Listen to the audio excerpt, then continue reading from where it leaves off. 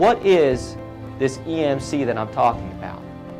The law specifically defines an EMC as a medical condition manifesting itself by acute symptoms of sufficient severity, which may include severe pain, such that the absence of immediate medical attention could reasonably be expected to result in any of the following: serious jeopardy to patient health, serious impairment to bodily functions, or serious dysfunction of any bodily organ or part.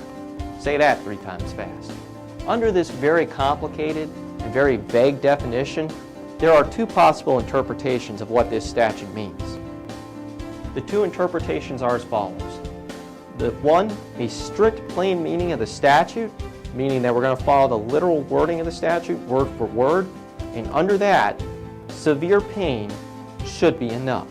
The second is we're going to look to what other laws that have used this EMC say.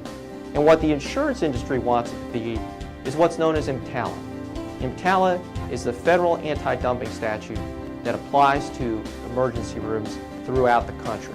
What EMTALA looks at is, do you use the same protocols for diagnosing a medical condition for poor people as you would for very rich people like Donald Trump? It also looks at the fact that anything chronic, any type of chronic pain, arthritis, pre-existing injuries, that is not considered an emergent medical condition, which would meet the criteria under EMTALA. So the question is, what are we going to follow? The answer is, we're going to find out in court. Because unfortunately, while the legislature did a great job of making sure that your benefits are restricted, they did a very poor job of defining to the courts who have to interpret this statute what exactly this mythological EMC is. So it's going to be one of those 2 interpretations. If Florida courts follow what the Florida Supreme Court has said about PIP law, they should follow what I said. Number 1, a strict plain interpretation of the statute, and under that, if you present with sufficient symptoms of severe pain, that should be enough.